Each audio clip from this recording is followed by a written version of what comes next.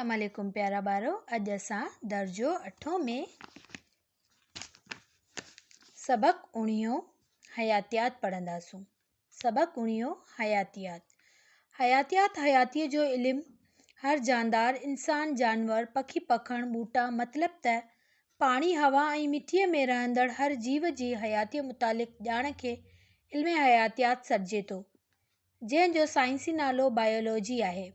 हयातियात जा माहिर राति ॾींहुं जाखोड़ करे जंगली जीवत खां वठी इंसान ज़ात जी ज़िंदगी ऐं ख़ुशहाली लाइ कमु करे रहिया आहिनि।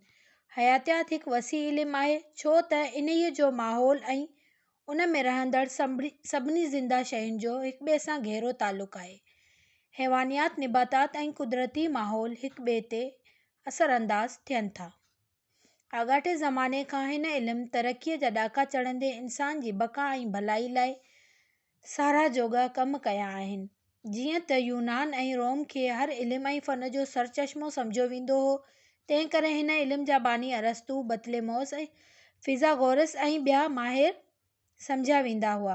8वीं सदी ईस्वीअ खां 15वीं सदी ईस्वीअ ताईं मुसलमान साइंसदाननि यूनानियुनि जा किताब पढ़ी रूमी ऐं संस्कृत मां बि तर्जुमो कयो।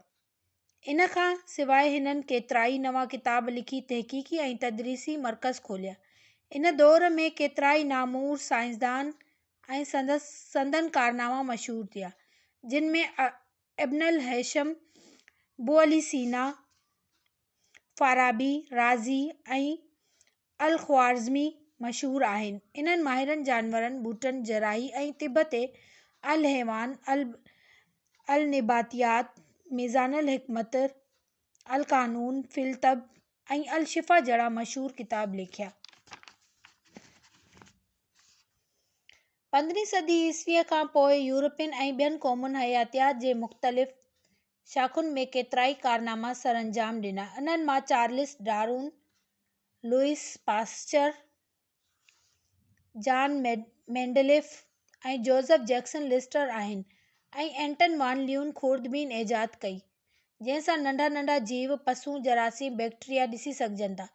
इन्हीअ इल्म खे माइक्रोबायोलॉजी चयो वञे थो। इन खां सवाइ हिननि जीवघरड़ा, बैक्टीरिया, जीतमार दवाऊं, माता ऐं टीबी, मलेरिया, मुदे जो बुख़ार, साईअ जी बीमारी ऐं पोलियो जहिड़ियुनि ख़तरनाक बीमारियुनि खे रोकण लाइ टुका ईजाद कया ऐं उन्हनि जा बैक्टीरिया ॻोल्हे लधा। हयातियात जी तरक़ीअ सां इंसानी ज़िंदगीअ में इनक़लाबी तब्दीलियूं आयूं आहिनि, जीअं त सिहत जी बहितरी, फ़सलुनि जी हिफ़ाज़त, जानवरनि ऐं ॿूटनि जो इलाज, बाग़बानी ऐं हयातियाती तहक़ीक़ जे सिलसिले में चङी ख़ासी तरक़ी थी आहे।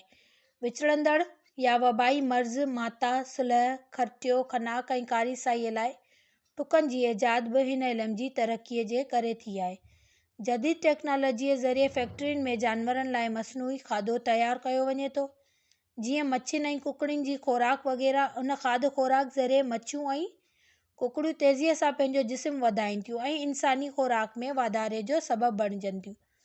अहिड़ीअ रीति खीर ऐं गोश्त वारनि जानवरनि जी पिणु मसनूई तौर ते वाध वेझ सां नस्ल पैदा कया वञनि था, जंहिं सां जानवरनि जो कद बुत तेज़ीअ सां वधे थो ऐं खीर वारनि जानवरनि में खीर वधीक पैदा थिए थो। अहिड़े नमूने सां असां जूं गोश्त ऐं खीर जूं तेज़ीअ सां वधंदड़ घुरिजूं पूरियूं थियनि थियूं। न रुॻो इहो पर ताज़नि मेवनि, भाॼियुनि ऐं फ़सलुनि जे ॿिजनि में साइंसी तहक़ीक़ वसीले तब्दीली आणे इन्हनि जी पैदावार में तमामु घणो इज़ाफ़ो बि कयो वञे थो। साइंसदाननि जो असां ते इहो वॾो एहसान आहे जो हयातियात जे मैदान में ॾींहुं राति नयूं नयूं तब्दीलियूं आणे हिन धरतीअ ते वधंदड़ आबादीअ लाइ ख़ोराक में इज़ाफ़ो करे रहिया आहिनि।